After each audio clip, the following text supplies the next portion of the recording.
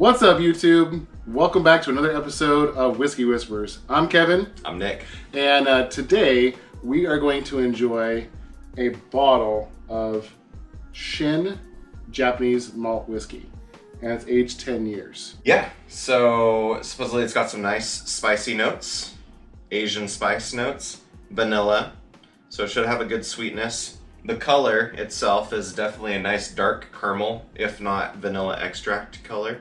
So what I know about the company is the Shin company actually doesn't have any distilleries or any bottling plants, but they're dedicated to making the perfect malt whiskey. And they've been around since 2012, and actually Shin means integrity in Japanese, which is part of the samurai culture. So as you can see from the box, they actually have the samurai on there. So, but they are dedicated, like I said, to making the perfect malt whiskey. Now, Japanese whiskey has been around not for very long, but they have really taken on... Early 1900s, right? Yeah. But what they've done is really channeled their fellow Scots to learn about the Scotch whiskey and how they make that and how they blend whiskeys. So they've actually really kind of taken that and made their own. So yeah, they've come a long way, especially in recent years, to sort of develop their own identity. Yeah. As far as whiskey goes. Yeah, and if you ever go to Japan or if you've been there, you'll know that their bars are really dedicated to making the perfect drink. And I will tell you, some of their bartenders are awesome craftsmen. So if you ever get a chance to check them out, definitely do. But yeah, we're excited to try this, and let's try it. All right. All right. So everyone knows this is the final bottle of 5 that we bought when we went to Total Wine a couple hours away from us, because we don't have one here, unfortunately. So yeah, we've sort of been building up over those last few episodes to this one. There is no cork in the bottle, which is interesting because I can't remember the last time we did not have a cork in the bottle. That is very interesting. And this is non-chilled filtered too, by the way. So it smells very full-bodied. You can actually smell the Japanese oak. Yeah. Yeah, it's got a nice woody woodiness to it, with a sweet finish. Really nice. Sweet finish on the nose. Yep. And the caramel color of the whiskey is actually really beautiful. Yeah, and some whiskeys are cloudy whiskeys. This one's very, very transparent. Like, even looking at you right now, I can see you completely through this bottle. Which will definitely have a different characteristic than one that maybe is not so transparent. Yep.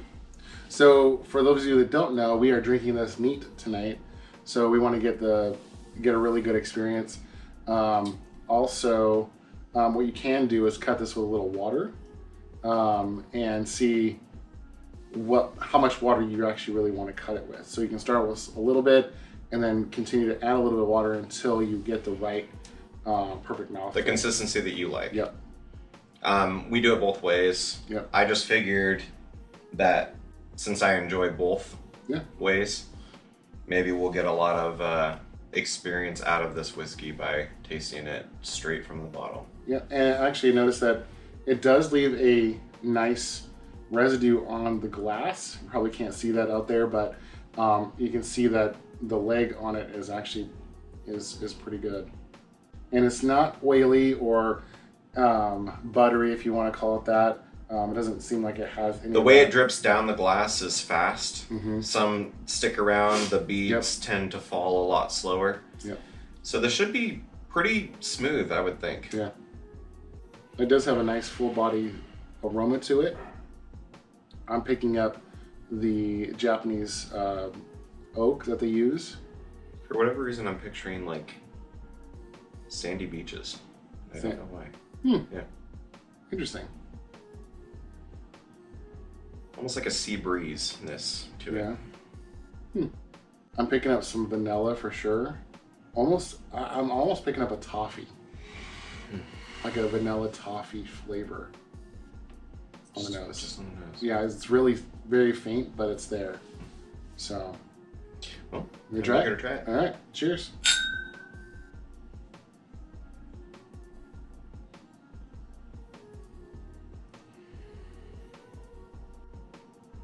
very pleasant. It is. Up front, Very vanilla. yeah. Up front, I got some vanilla, but some sweetness. But then in the mouth, it almost went to a woody. It leaves you. It's sweet up front, and it leaves you with a woody spice aftertaste. Yeah, but On the finish isn't a long finish.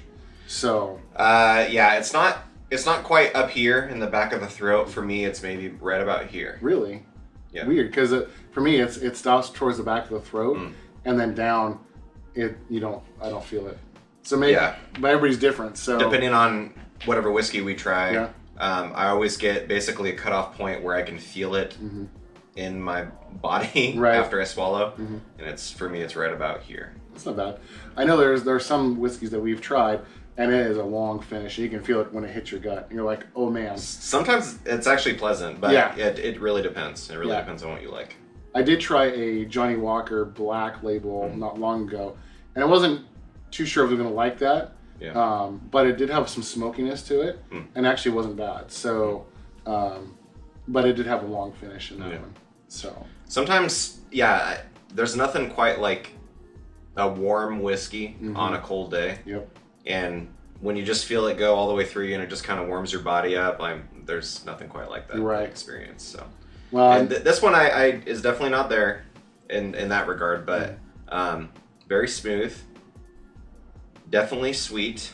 It's got a sweet just profile, very vanilla with just a nice woody spice to it. yeah, Yeah. it's actually really, really enjoyable. I would definitely recommend this whiskey. And they make a few different bottles. Yep. We just had to go for this one. It did win double gold at the World Spirits competition in 2020. Oh wow! So, Well, congrats. yeah, congrats to them. That's pretty cool. Yeah, they were voted best Japanese whiskey that year. So last year. Yeah, and that's one thing about the Japanese. I mean, not every distiller you're going to come across, they do take pride in what they do and how they make it, because it is an art and it's a craft. And I feel like the Japanese are, how they make their stuff is they're contenders in my book. Oh yeah, for sure. Yeah, I would put this up against any other whiskey any day. It really just depends on what you're looking for as far as what you like. So. Yeah, and do you think this would make a good like Manhattan or not Manhattan? I feel like it would, but I also cocktail. feel like the spirit itself would get lost Yeah. in that. There are definitely whiskeys that are a little more, not uninspired, but just a little more flat as far as the flavor profile, and those are definitely the ones you want to use for mixing. Yeah.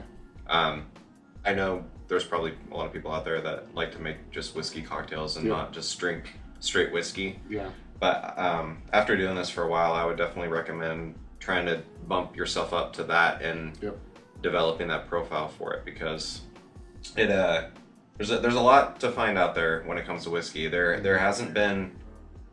It's rare when I drink a whiskey and I feel like it's no different than another one that I've had before. Yeah. There's always something, even if it's slight.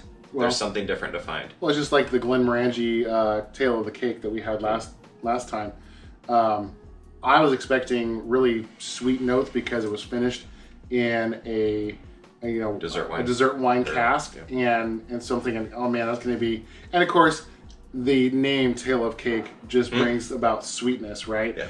But when we tried it, it had so many different complex flavors, and every time you drank it, it actually had some really nice notes of different things each time you drank it. So for us, it's all about the experience. It's not about getting hammered or anything like that.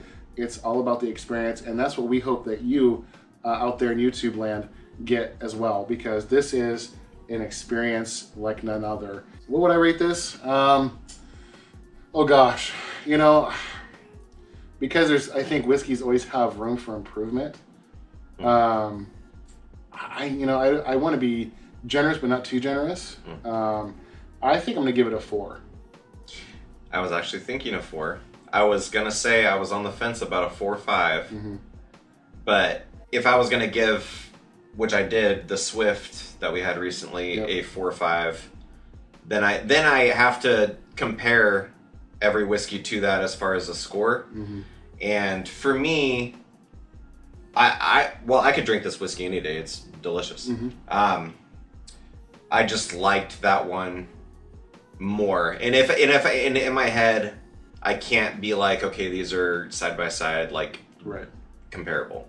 So that's the only reason I'm bringing it down to a 4. Otherwise, it would be a 4.5. And actually, a 4 is very respectable. Oh, absolutely. You know, these are amazing spirits that we're trying, and so this is better than 90% of the whiskeys we've had. I would say, yeah, I would agree with that, but I also would say John Barr. If you're rating it against John Barr, this is like a 10. Yeah, 10 out of 5. Yeah, 10 out of 5. It's got a 200%. Yeah. We are not John Barr fans, just in case you didn't know. No, we tried that. Some people like that Pete, but we're not about that. Yeah, it's rough. It's harsh. We have to work our way up to that, but eventually. Maybe we'll try some more peaty whiskeys in the future. Yep.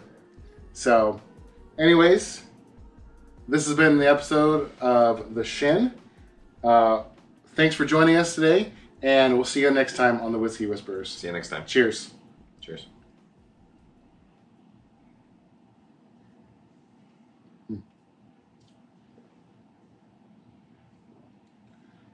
Very good. That's really good.